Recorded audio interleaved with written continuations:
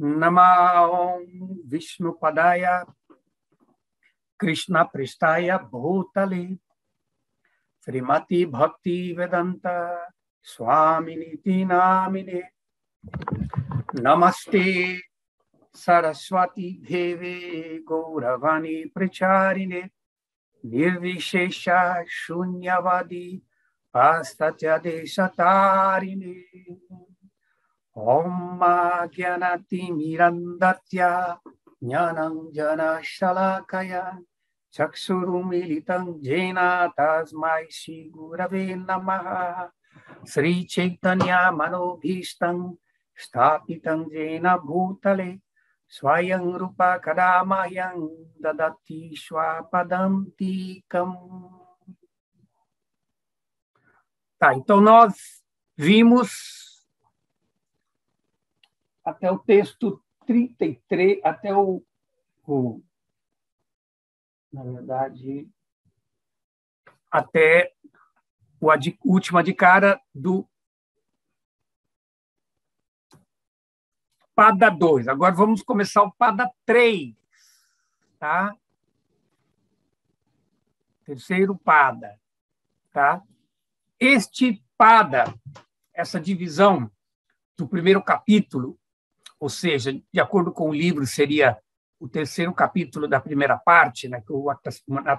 Na tradução eles mudaram a terminologia que eu tenho usado. Tá? Então, nós temos 10 adhikaranas, tá? Neste primeiro, esses 10 adhikaranas, ele vai trabalhar sobre, de novo, nas definições do Brahman. Nós podemos ver que o Vedanta Sutra, nos 2 primeiros capítulos, que cada um deles tem 4 patas, discute sobre a natureza do Brahman. Então, é acrescentado várias teses que mostram as diferentes qualidades, os diferentes aspectos que o Brahman é descrito nas escrituras védicas, especialmente nas Upanishadas, tá? E também se traz na argumentação do Adhikarana argumentos opositores que tentam mostrar que essas qualidades que se descreve nos Upanishads não se referem ao Brahman, mas pode se referir a outras entidades. Tá?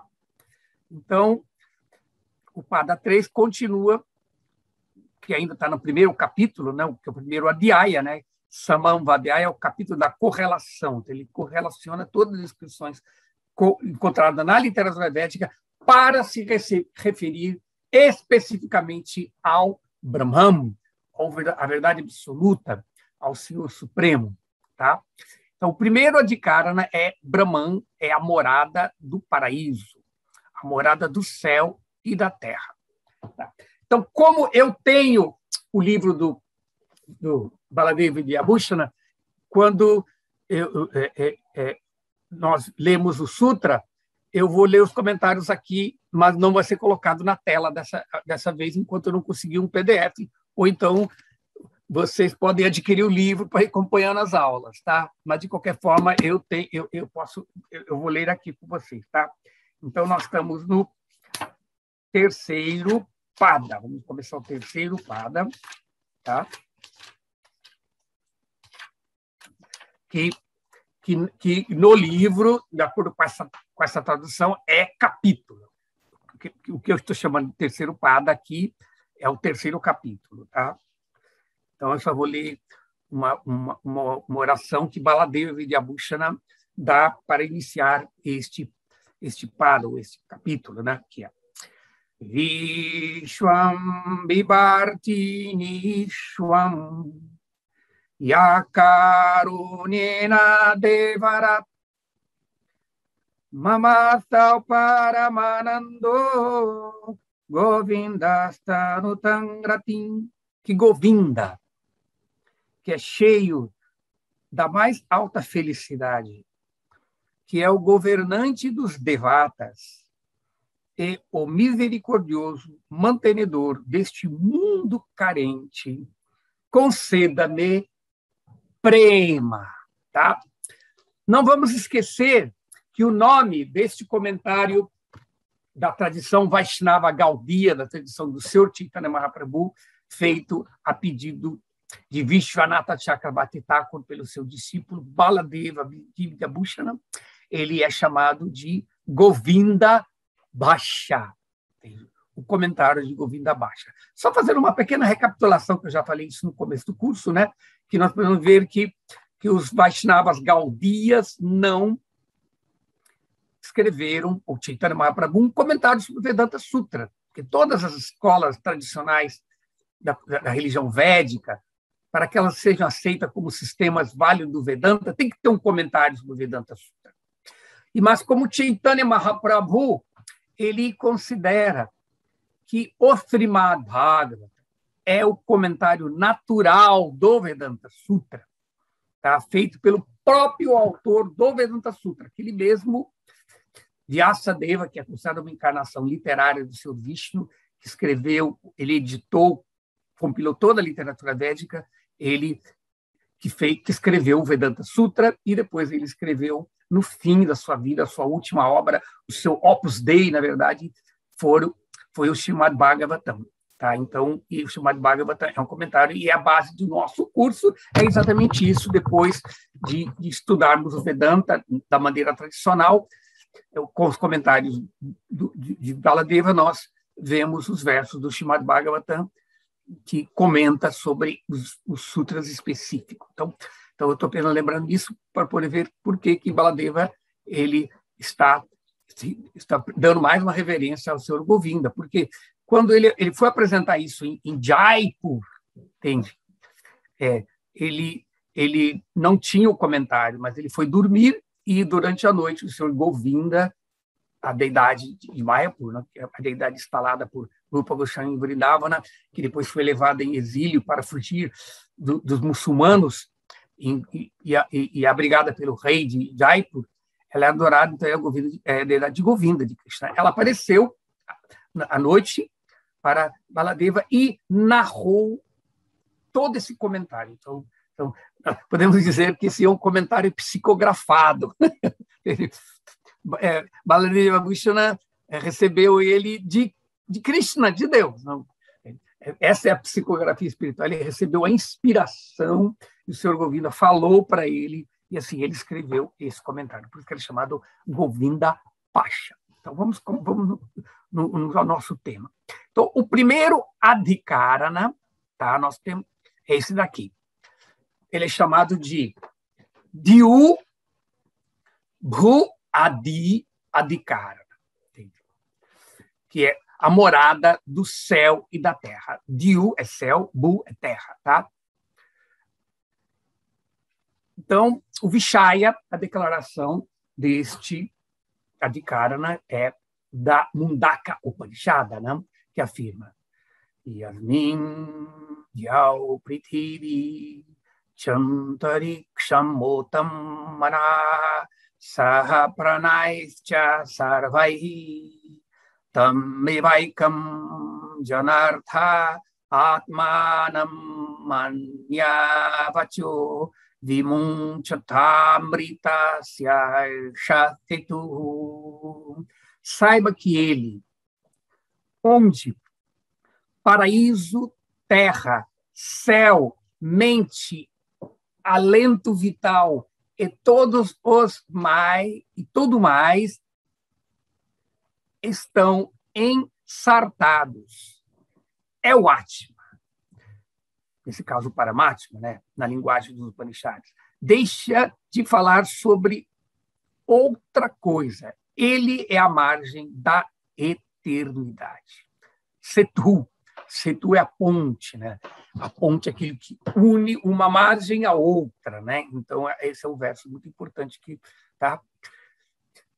Então, com isso, está colocando aqui que a palavra Atma aqui está se referindo ao Brahman, porque, na verdade, não há diferença entre o Atma, nesse caso, como eu expliquei na aula passada, nas Upanishadas, nunca se refere a Paramatma como Paramatma. Essa terminologia é mais utilizada nos Puranas, no Mahabharata, na Bhagavad Gita.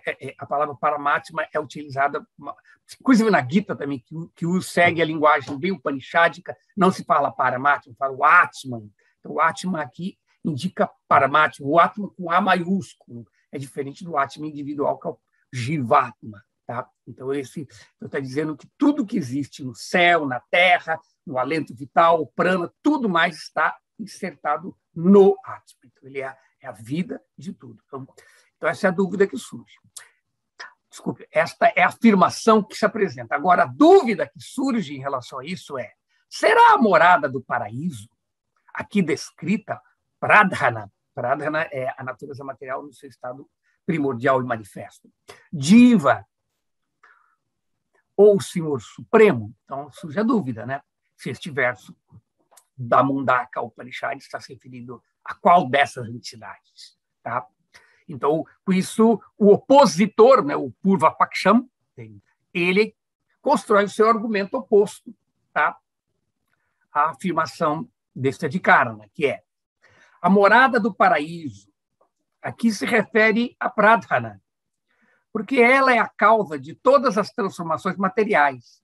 E também porque as palavras Amrita Setu, a margem do eterno, a ponte da eternidade, pode ser traduzido assim também, descreve adequadamente Pradhana, que conduz a entidade viva até a liberação, assim como o leite nutre o bezerro.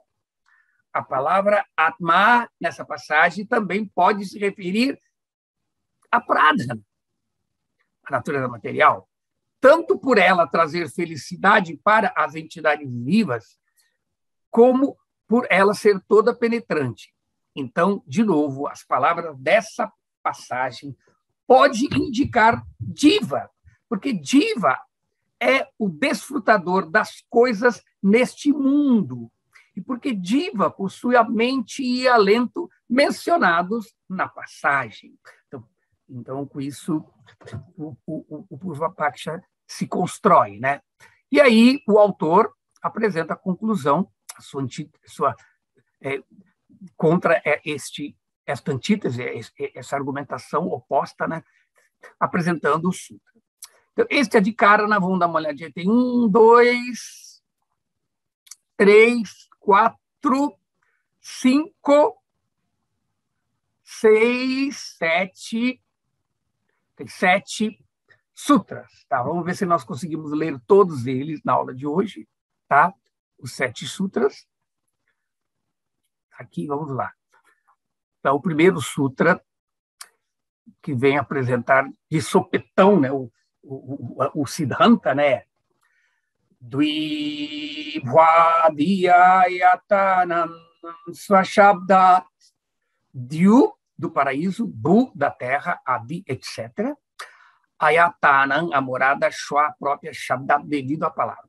Então, a morada do paraíso, da terra e do resto é Brahman, devido à palavra ele próprio, que é, ou seja, a palavra Atma, que está ali. Né? Então, o Senhor é a morada dos céus e da terra, porque é a ponte para a imortalidade. Tá? Que nesse verso coloca ali, né, essa descrição que ele é Amrita Amitrasya Eshasetu. Ele é essa ponte para a imortalidade, tá? que é colocado neste verso. Então, eu vou ler agora o comentário de Baladeva Vidyabhushana sobre este sutra, Sutra 131. Tá? Então, Baladeva ele nos explica aqui que o terceiro pada, nesse terceiro pada, algumas afirmações que parecem indicar Diva, a alma individual, e Prakriti, a natureza material, são mostradas para se referir a Brahman. Na Mundaka Upanishad declara-se: Yasmin Jau Prithvi Chantariksham Votam Manasaha Pranaischa Sarvaihi Tame Vaikam Janatha Atmanamanya Vacho Vimunchatamri Tasyai Setu. Na verdade, ele repete aqui, tá?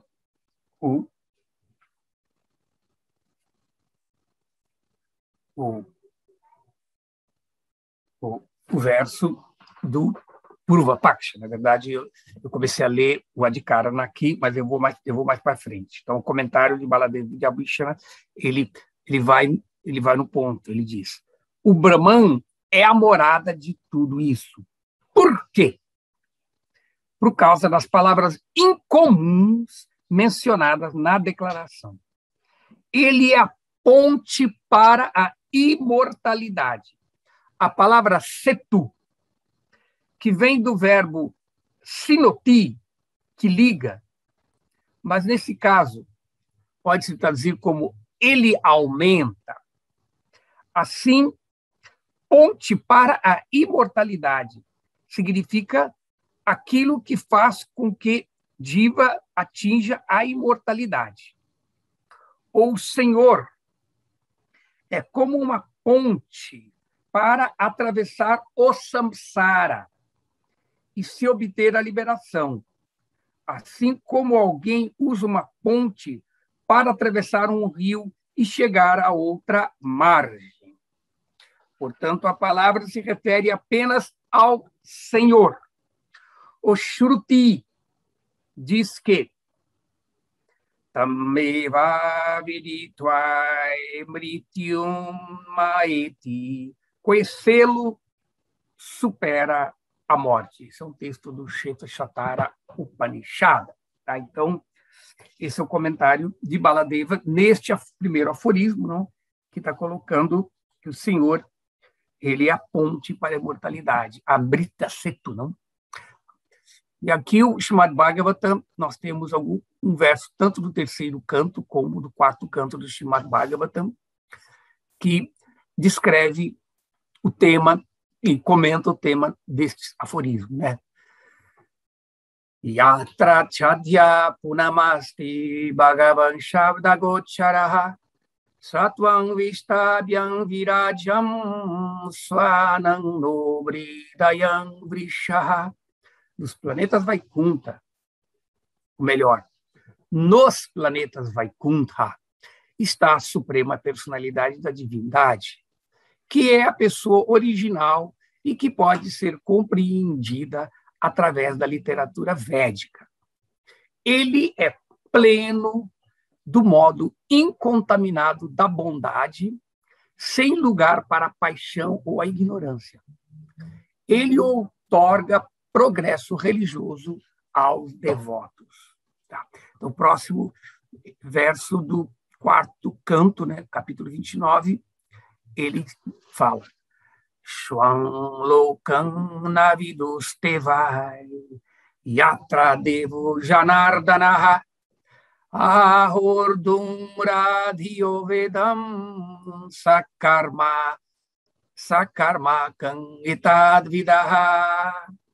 Aqueles que são menos inteligentes aceitam as cerimônias ritualísticas védicas como tudo. Eles não sabem que o propósito dos Vedas é compreender nosso próprio lar, onde vive a suprema personalidade da divindade. Não estando interessados em seu verdadeiro lar, eles andam iludidos à procura de outros lares. Tá? Então, esse verso chamado Bhagavatam, ele vai comentar sobre esse ponto, não, desse sutra, que está dando a posição do Senhor como aquele que nos conecta, não, através do céu e da terra, ele nos conecta com essa realidade última, né, com uma imortalidade. E aqui nesse verso do Srimad Bhagavatam está dizendo que ele faz isso, não? Ele outorga essa condição, mas as pessoas podem não estar interessadas. Então, vamos continuar agora os outros aforismos que continuam o argumento do Siddhanta, da conclusão deste Adhikara, né? Mukto Pashipya Vyapadesha, mukta pelos liberados, upashpriya, obtido, Vyapadesha, devido à afirmação. Então, afirma-se que essa morada é obtida pelas almas liberadas. Então, refere-se ao Senhor, porque ele é alcançado pelas almas liberadas. Então, se esse é um caminho para a imortalidade, para aquelas pessoas com almas liberadas, então este verso está se referindo não às coisas deste mundo, tá? Está se referindo ao Senhor Supremo, que está além deste mundo. Então não pode ser diva, diva não é essa ponte para a mortalidade, e muito menos a natureza material, ela está ligada, ela se circunscreve às coisas da existência material, tá? Então, Baladeva Vidyabhushana comenta este segundo aforismo.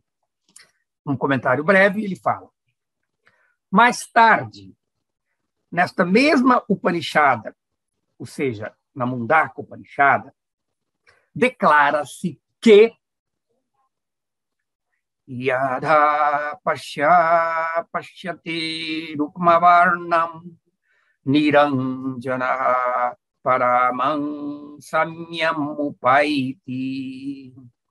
Quando o observador vê a pessoa de ouro, por ser puro, obtém uma forma semelhante à suprema. Essa é a Mundaka Upanishada. Aquele que é alcançado pelas almas liberadas só pode ser o Brahman. Então, aqui, nesse comentário de Baladeva, ele cita um verso da Mundaka Upanishada que descreve essa pessoa dourada, né? Inclusive, isso também é explicado na Isha Upanishad, né? que o devoto ele ora, Hiranmayena Patrena, né? Ó Senhor, remova essa refulgência dourada, essa luz dourada que seria o Brahman, que me ofusca e impede de ver a sua forma pessoal. Então, aqui está dizendo aqui que o Senhor tem essa forma dourada. E também, neste verso, também fala sobre a questão de que quando uma pessoa se torna consciente do Senhor Supremo, meditar no Senhor Vishnu, e ela alcança Mukti. Mukti é uma das coisas, é uma das amostras grátis da pessoa desenvolver amor por Deus. Então, existem 4 tipos de libertação, que não é a libertação sayudhi, impessoal, que as pessoas alcançam pelo processo de jnana, tá? E uma delas é que a pessoa adquire, que ela entra em Vaikunta e ela adquire as mesmas características corpóreas do Senhor Supremo. São dos tipos de libertação de algumas almas que obtêm o mundo espiritual por alcançar. Então, aqui também nesse verso está dizendo aqui, né, que quando o observador ele obtém uma forma semelhante a ela, quando a pessoa consegue ver o Senhor Vishnu e, portanto, se liberta deste mundo e alcança o mundo do Senhor Vishnu, ela pode ter uma forma semelhante. Então, esse texto da Upanishad está se referindo a isso, não? E este texto é da mesma Upanishad, está no mesmo contexto do verso que está dizendo que essa pessoa não que é a morada do céu e da terra e conecta com o mundo espiritual é o Senhor Vishnu. Tá? Então, nós passamos agora para o próximo, melhor, antes de partir para o próximo, este sutra tem um comentário do Srimad Bhagavatam, tá? Jitam ajita tadat bhavata yadaha bhagavatam dharmam nanavadyam niskinchanaye munayat maramayam upasate pavargaya. Ó inconquistável, quando falastes sobre Bhagavata Dharma, o incontaminado sistema religioso através do qual se alcança refúgio aos vossos pés de lótus, essa foi vossa vitória.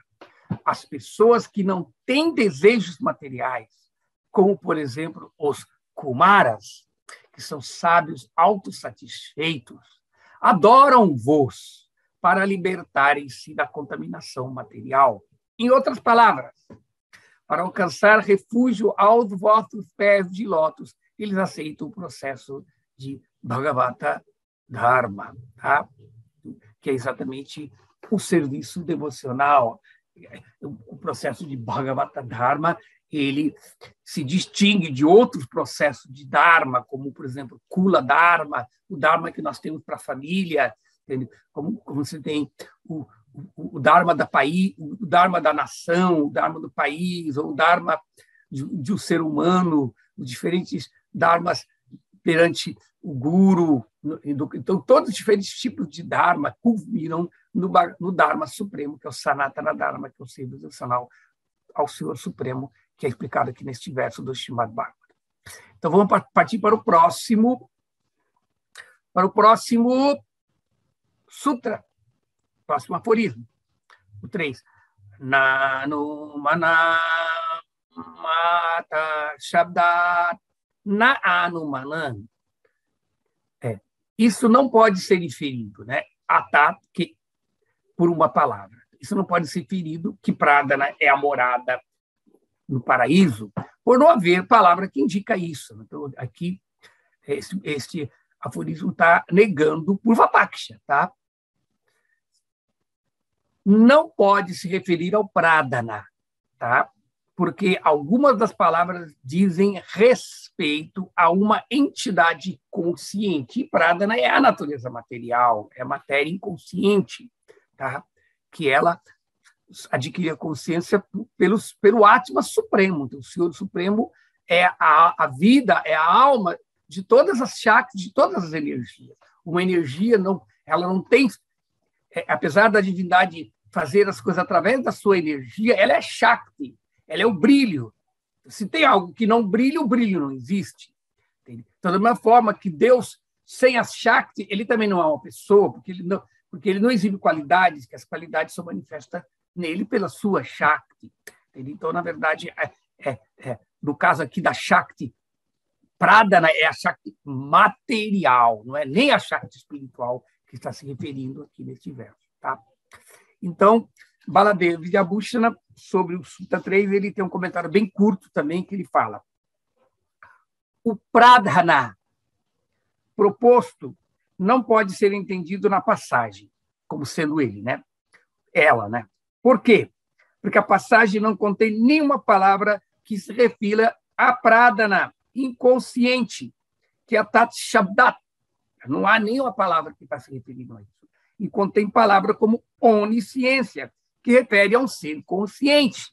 Então, essa palavra Atma, ele indica que ele é pleno de consciência. Então, não pode indicar Pradhana. Tá? E aí nós passamos para o verso do Srimad Bhagavatam, tá? Que é do 6º canto, que ele diz: Aham vai sarva bhutani bhutatma bhuta bhavanaha shabdha brahma param brahma manobhe shashwati tanu. De todas as entidades vivas, móveis e inertes, ou melhor dizer, todas as entidades vivas, móveis e inertes, são minhas expansões e são distintas de mim. Sou a super-alma de todos os seres vivos que existem porque eu os torno manifestos. Sou a forma das vibrações transcendentais, como o Omkara e Hare Krishna, Hare Rama. E sou a suprema verdade absoluta. Essas minhas duas formas, a saber, o som transcendental, né, o Shabda Brahman, e a eternamente bem-aventurada forma espiritual da deidade, Parambrahma, né, são minhas formas eternas. Elas não são materiais. Tá claro? Então, passamos para o 4º sutra, que está construindo bem o Siddhanta, a conclusão, que estabelece a afirmação de que essa ponte, aquele que está do céu e a terra, né, que une o céu e a terra, une o espírito e a matéria, ele é o Senhor Supremo, é o Parambrahma. Tá? Então, diz aqui, Pranat Bricha, Diva. Porque a palavra Pranabrit significa aquela que tem prana, aquela que traz prana. Então, Diva, a alma viva, ela tem prana, tá? É por isso é o nome da Diva, né? Também é o nome da Diva. Então, continuando, ele diz que este mesmo argumento que se apresentou contra Pradana ser esta ponte se aplica também ao Diva, tá? A morada do céu e da terra não é o Diva, porque não há palavras que descrevam o Diva nessa passagem. Já foi dito nos sutras anteriores que não é Prada, não é natureza material, e agora se afirma que também não é Diva, porque a dúvida gerou. Será que está se referindo à natureza material? Será que está referindo à Diva? Ou será que está referindo ao Senhor Supremo? Então, assim, está se construindo agora o Siddhanta, a conclusão deste tema. Tá?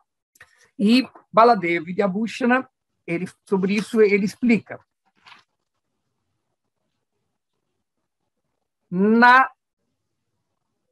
É a causa, a Tat Shabda deve ser entendido no sutra anterior. Tá. Aqui é o 4. Tá certo, é o 4. Pranabricha. É a causa, a Tat Shabda deve ser entendida no sutra anterior. A passagem não se refere a Diva, porque não contém nenhuma palavra referente a Diva. A palavra Atma não pode significar Diva nessa passagem, visto que etimologicamente o Atma, que é citado, diz respeito àquilo que se espalha, a Tati. E Brahman é a entidade principal que o faz, sendo onipresente, ou seja, ele se espalha em todos os lugares. E todas as outras palavras, como Iha, Sarvagnya, Sarvadir, ele é onisciente, da Upanishad 2.7, se aplicam a Brahman e não a Diva. Assim, como não há palavras que descrevam a Diva, Diva não deve ser aceita como a morada do céu e da terra. Tá? Então, o Srimad Bhagavatam vai também confirmando esta mesma explicação, não? Com esse verso do sexto canto. Também estamos continuando do sexto canto. Loke vitatamatmanam lokam chatmani santatam ubhayam namaya vyaptam mai chaivo bhayam kritam. Neste mundo de matéria, o qual aceita como constituído de recursos desfrutáveis, a alma condicionada expande-se, pensando ser o desfrutador do mundo material. Do mesmo modo, o mundo material expande-se na entidade viva como uma fonte de gozo.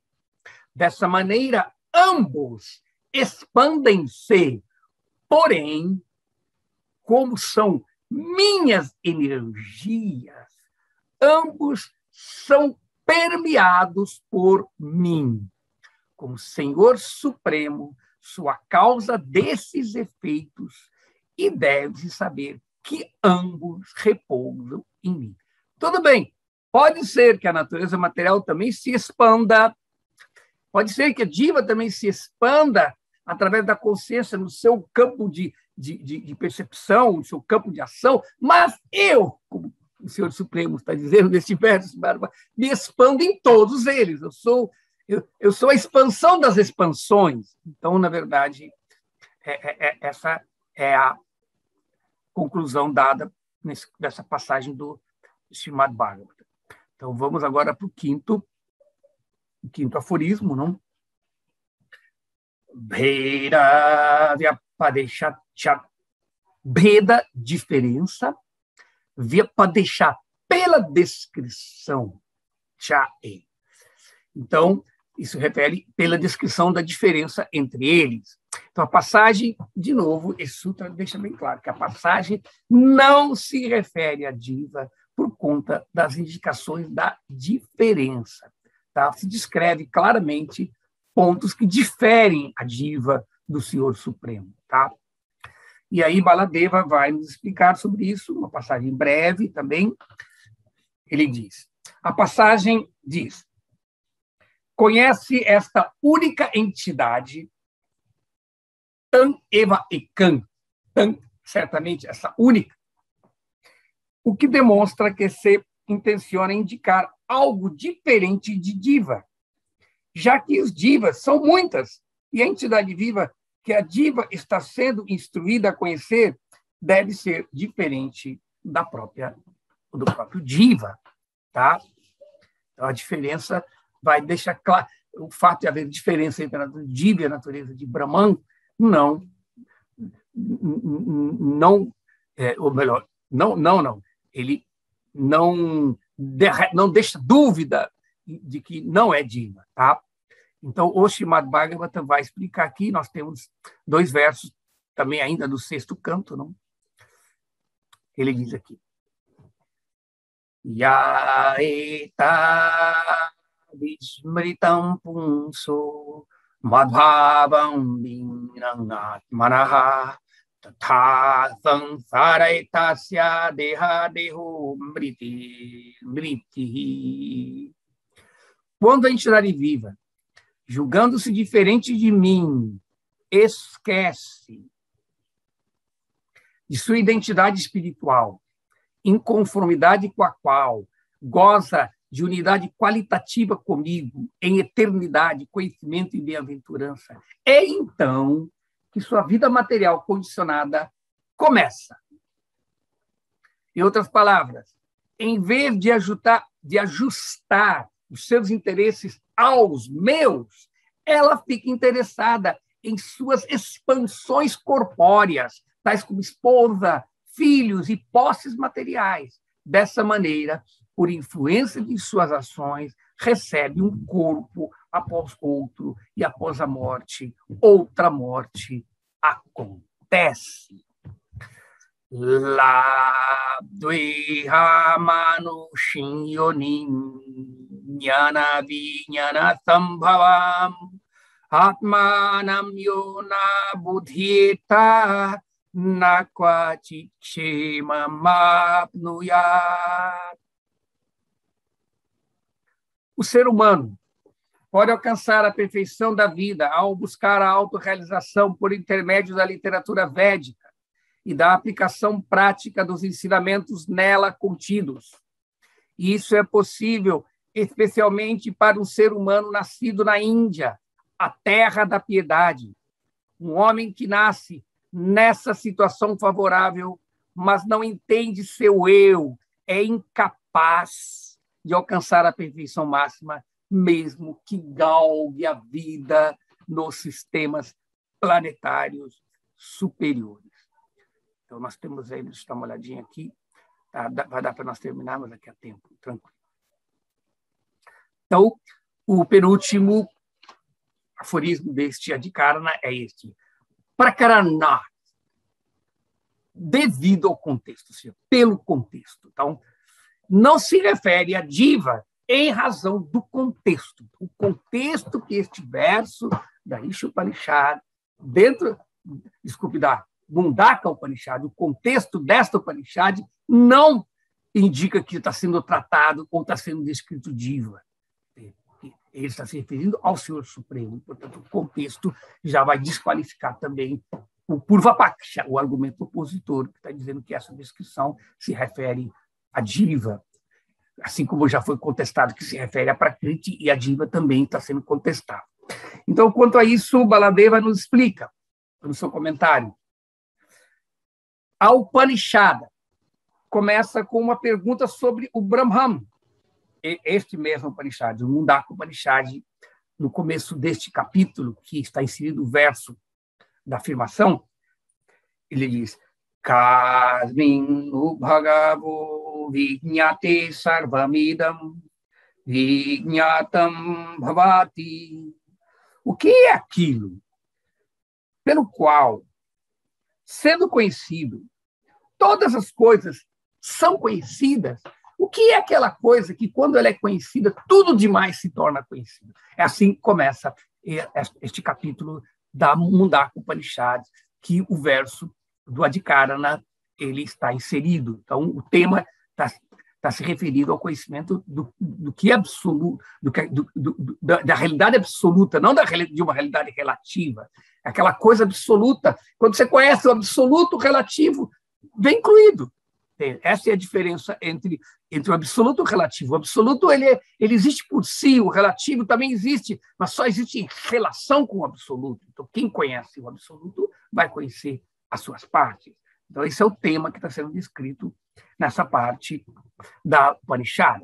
E aí o Srimad Bhagavatam ele vai nos trazer um comentário sobre isso que ele diz.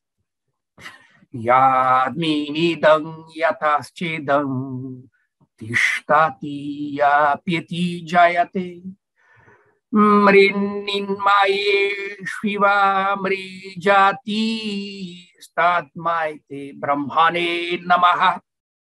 Assim como potes feitos completamente de terra estão situados na terra após serem criados e voltam a transformar-se em terra após serem quebrados. Essa manifestação cósmica é causada pelo Brahman Supremo, situa-se no Brahman Supremo e volta ao mesmo Brahman Supremo. Portanto, uma vez que o Senhor Supremo é a causa do Brahman, ofereçamos a ele nossas respeitosas reverências. Tá? Então, aqui, este comentário do Srimad Bhagavatam mostra claramente que o tema tratado neste aforismo, neste Adhikarana do Vedanta Sutra, se refere exatamente ao conhecimento do absoluto. Não? Tá? E agora, por fim, nós vamos encerrar este Adhikarana com o aforismo final, tá? E aí nós podemos parar para abrir a pergunta. Se tiverem dúvidas, já podem fazer as suas perguntas para que a gente possa ter uma discussão depois que acabar aqui esse tema. Então, este aforismo é Sthiti Adanabhyam Cha. Sthiti Adanabhyam. Sthiti, que permanece, né? Adanabhyam, que come, Cha, etc. Né? Então, está dito aqui porque um come e outro permanece. Um come e outro permanece. Então, não se refere a diva, esta afirmação da Upanishad, por causa de uma declaração posterior sobre pássaros em uma árvore, na qual uma árvore come o fruto. Essa é uma famosa passagem nessa Upanishad que descreve que na árvore do corpo, nas galhos da árvore do corpo, tem dois pássaros. Um pássaro está desfrutando. Então esse verso, esse Upanishad descreve que no nosso corpo tem dois atmas, a alma individual, não, o Jivatma e a Paramatma. Então, ele está se referindo a exatamente isso. E, quanto a isso, Baladeva vai nos explicar este sétimo aforismo. Tá? Mais tarde, tá? Em relação à morada de Deus, mais tarde, em relação à morada do céu e da terra, declara-se nesta mesma Upanishad, claro, né? Dvasoparna sayuja sakaya samanam vriksham parishashvajati tayoranya pipalang swadvati anashnananyo abhi Chakashiti. Dois lindos pássaros se associam na mesma árvore, como amigos. Dos dois, um gosta de comer o fruto, a fruta, o outro, não comendo, brilha. Tá? Então, é a mesma Upanishad, mais para frente ela vai descrever. Então, nesse verso acima, Baladeva nos explica a quem aquele que brilha, Abhichakashiti, se refere. Tá? Aquele que não está comendo, está dizendo aqui. Se antes desse verso a morada do céu e da terra, referindo-se a Brahman, não tivesse sido mencionada, a menção repentina de Brahman neste verso, alguém que brilha, seria sem sentido. Então, quem brilha teria se referido a diva? Mas esta frase não se refere a diva, porque repete uma frase que é bem conhecida como uma descrição do Senhor. Tá? Então, aqui existe uma nota de rodapé que explica: 2 pássaros e uma árvore também são descritos no Shvetashvatara Upanishad. Tá? O outro pássaro lá é descrito como Ishan, o Senhor. Né? Isso é uma passagem análoga a esta, tá? Só por efeito de informação. Assim, a referência anterior à morada do céu e da terra também tem que designar o Brahman. Tá? Então, com isso, nós encerramos o comentário de Baladeva. Agora vamos ver o verso do Srimad Bhagavatam, que completa essa mesma ideia do Vedanta, tá? Da Upanishad, e diz: Suparnavital sadrishau sakhayau yadri chayaital kritanidhau chadrikshe ekastayo kadati pipalanam anyo niranopi balena bhuyan.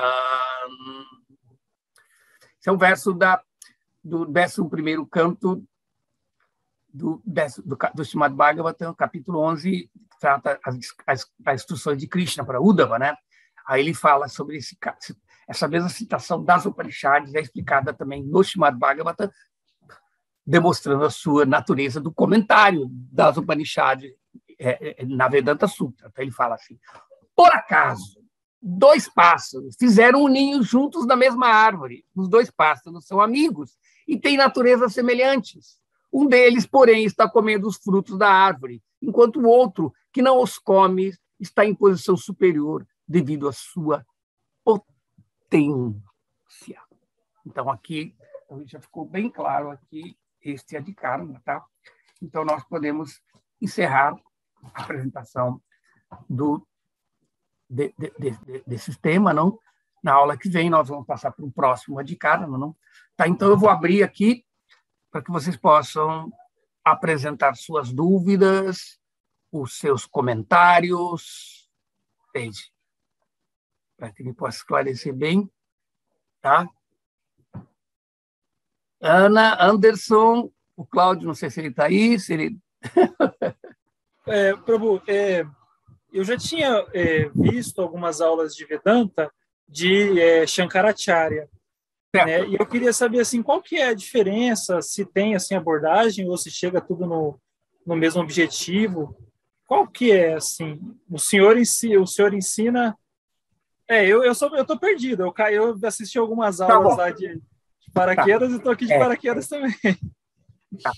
Você tem acesso, você está inscrito no curso, no Zoom, do grupo do Vedanta? Tá, eu vou te acrescentar lá. Lá eu tenho o link da apostila que eu dei sobre o Vedanta. Tá? Eu tenho uma apostila do curso sobre Vedanta, fala sobre a diferente escola. O Vedanta é assim. O Vedanta é uma conclusão da literatura védica. Agora, existem os comentadores. Tá? Se nós queremos resumir em termos dos principais ou os maiores, existem 2 linhas de comentário dos Vedas, das Upanishadas, porque o Vedanta é um comentário filosófico sobre a filosofia das Upanishadas. Então, existem 2 maneiras. Uma é uma maneira literal de aceitar as literaturas védicas como ela se apresenta, ou seja, é uma aceitação literal das afirmações da literatura védica, sem colocar nenhuma interpretação filosófica. Entende? A hermenêutica, a explicação, é para explicar os paradoxos ou as dúvidas que possam surgir. Porque, dá uma olhada, a literatura védica está descrevendo conceitos além da nossa dimensão de tempo e espaço. A nossa mente só pode entender aquilo que está no conceito de tempo e espaço. Então, quando os videntes que viram a realidade espiritual, Brahman, Paramatma, Bhagavan, de seus diferentes aspectos, nos deixaram esses relatos claro que vão ser paradoxais, porque a nossa lógica ela não pode conciliar o que está além da lógica, que é supralógico. Então, os Vaishnavas aceitam isso e explicam as diferenças que existem, as contradições. Mas agora a escola Jnana, ela usa a filosofia para explicar tudo. Então, todos os paradoxos, usando o processo de Jnana, são conciliados. Então, portanto, Shankaracharya, que é o principal proponente dessa visão, que é do Vedanta Dvaita, só um minutinho. O que ele faz? Ele utiliza o processo de interpretar usando 2 critérios. Ele diz: algumas afirmações da literatura védica podem ser aceitas literalmente, outras não, têm que ser interpretadas. Ele chama significado primário e significado secundário. Entende? Então, como o Shankaracharya ele apresenta a sua ideologia do Advaita, ele interpreta toda a literatura védica para se ajustar à sua filosofia.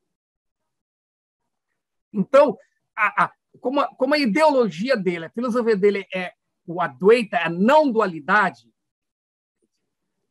o Bhagavatam deixa bem claro que os videntes da verdade, que viram essa verdade, dependendo da metodologia, ela se manifesta de forma diferente, como Krishna diz no Bhagavad Gita, na medida que você se aproxima de mim, eu me revelo proporcionalmente. Então, se você se aproxima do absoluto pelo conhecimento analítico, você só pode realizar o que ele não é. Então, você vai realizar o Brahman como sendo impessoal. Agora, para você conhecer o aspecto pessoal, necessita a meditação, mas não uma meditação. O Advaita também faz meditação, mas a meditação do Vedanta Advaita qual que é? Meditar no quê? Você que estudou Vedanta. Em algumas afirmações específicas que o seguidor do Advaita fala que são as mais importantes. São as afirmações que descrevem a unidade. Sou Ram, eu sou ele, Tatuamasi, tu és como ele. Então, eles meditam. Então, eles ficam meditando na unidade. Na unidade, o que eles vão alcançar? Vão alcançar a unidade.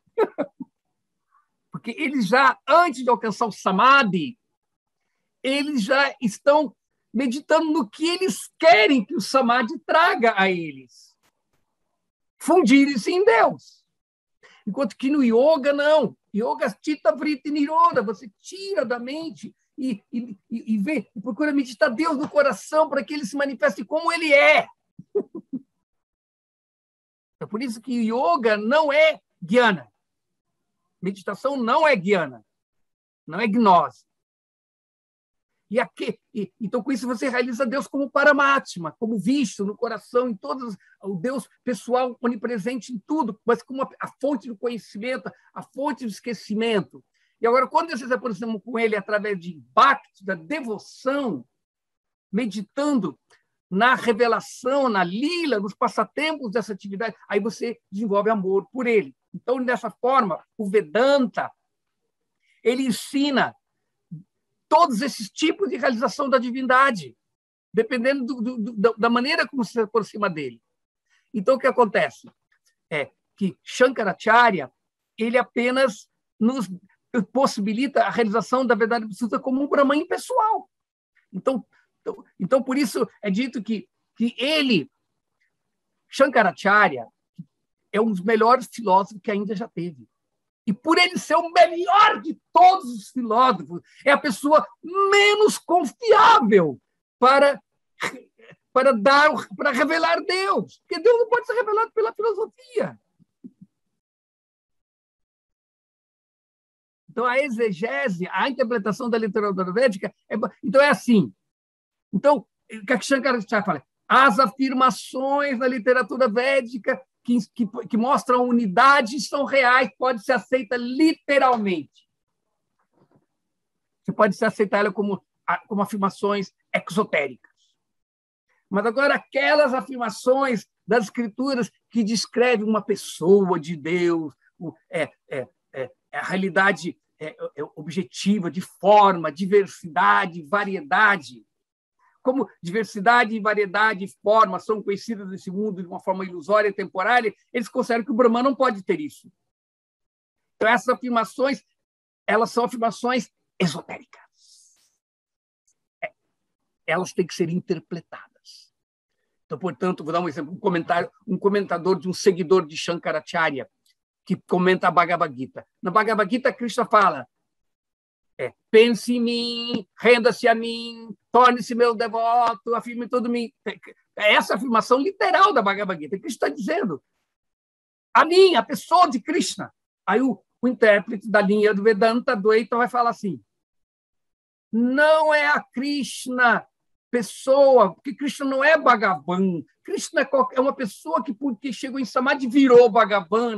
Então, ele muda completamente a Bhagavad Gita, baseado em interpretação. Então, porque Krishna não Krishna significa negro, escuro. Então, Krishna não é uma pessoa. Krishna é o negro, é o desconhecido dentro de cada um de nós. Então, é este Krishna interno, desconhecido, oculto dentro de nós, que nós temos que nos render, não uma pessoa Krishna. Esse é o estudo do Vedanta Advaita, inclusive da escola do Bhagavad Gita. Então, há uma diferença.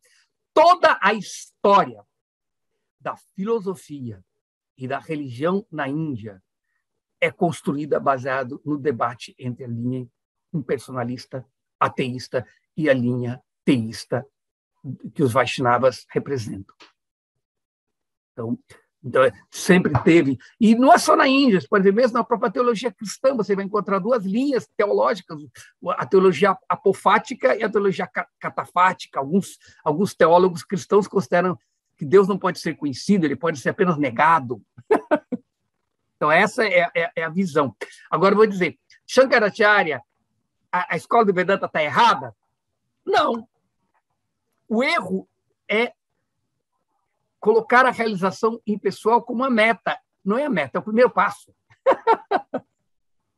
O primeiro passo é você entender que eu sou Brahma, que tudo é Brahma, que tudo é espírito, que tudo é eterno. Aí você pode começar a vida espiritual.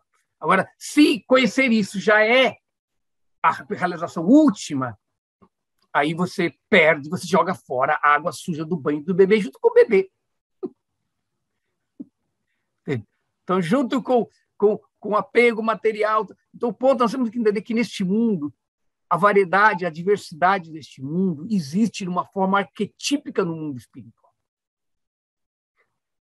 Enquanto que para a visão do Advaita, não. Que a realidade espiritual é uma realidade nirvishesha, sem variedade, sem qualidade, sem nada, apenas um eu sou. Essa é a visão que o Vedanta Advaita dá. Tá? Então, tá certo? Respondi bem a sua pergunta? Acho que era essa dúvida que você tinha no estudo. Então, nosso estudo, você vai ver que aqui vai se descrever a natureza impessoal, como no Advaita, mas também vai se descrever a natureza dele como Paramatma, o Atma situado em torno, como nós estamos vendo, e também que ele como uma pessoa transcendental. Gente.